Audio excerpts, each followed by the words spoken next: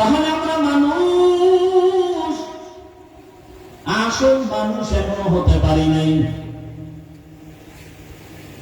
আদম নবীর বংশের জন্য জমিনে যত মানুষ, মুফাসসিরিনে কেরাম বলেন মানুষ আছে কয়েক লাইনের। একদল মানুষ আছে বংশগত মানুষ, আর একদল মানুষ গুণগত মানুষ, আর একদল মানুষ জন্মগত মানুষ। আদম নবীর বংশে জন্ম নিলাম, বংশগত মানুষ। এই পরিচয়ে নাজাত পাওয়া যাবে না, জান্নাত পাওয়া যাবে না। বাবার ঔরসে জন্ম নিলাম আমি, জন্মগত মানুষ, এই পরিচয়ে জান্নাত পাওয়া যাবে না। একমাত্র জান্নাত পাবে ওই মানুষ যারা গুণের মানুষ। কিসের মানুষ?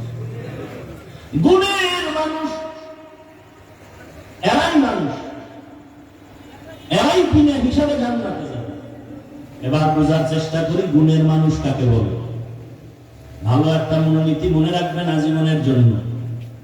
কোন ব্যক্তি যদি কোনো জিনিস বানায়, কোন একটা কাজের জন্য বানায় না, যেই বস্তুটা যেই কাজের জন্য বানানোওয়ালা বানায়, ওই বস্তুটার ওই কাজ হলো ওইটার গুণ। যেমন এই মাইকওয়ালা মাইক বানাইছে আওয়াজ দূরে দেওয়ার জন্য, তাহলে এই মাইকের গুণ আওয়াজ দেওয়া।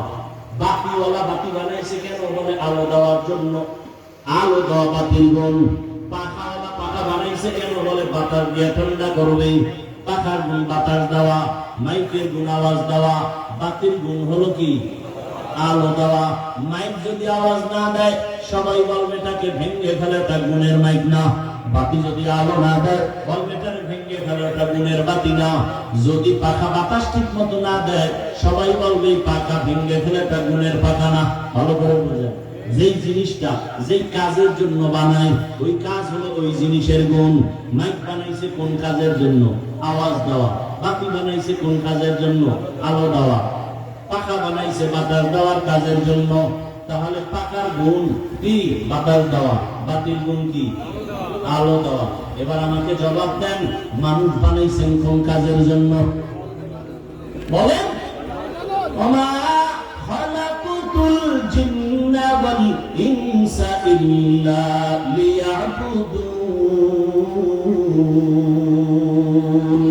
মা খালাকুতুল জিন্না ওয়াল ইনসি ফাজুজ ইবাদাতুল ইস্তিমাকসুদ আজ্জাহা। ইবাদতের জন্য আল্লাহ মানুষ বানাইছেন। এবার বলেন মানুষের গুণের নাম কি? এই বলতেছি বলেন, মানুষের গুণ কি? ইবাদত। ইবাদত মানে সারা রাত তাসবিহ জানা, সারাদিন রোজা রাখা, সারাদিন তেলাওয়াত করা না।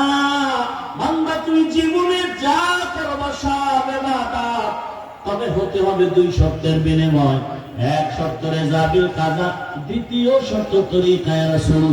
আমি যা করব যা বলবো সব হবে আল্লাহ সন্তুষ্টির জন্য, রহমতের নবীর আদর্শ অনুযায়ী।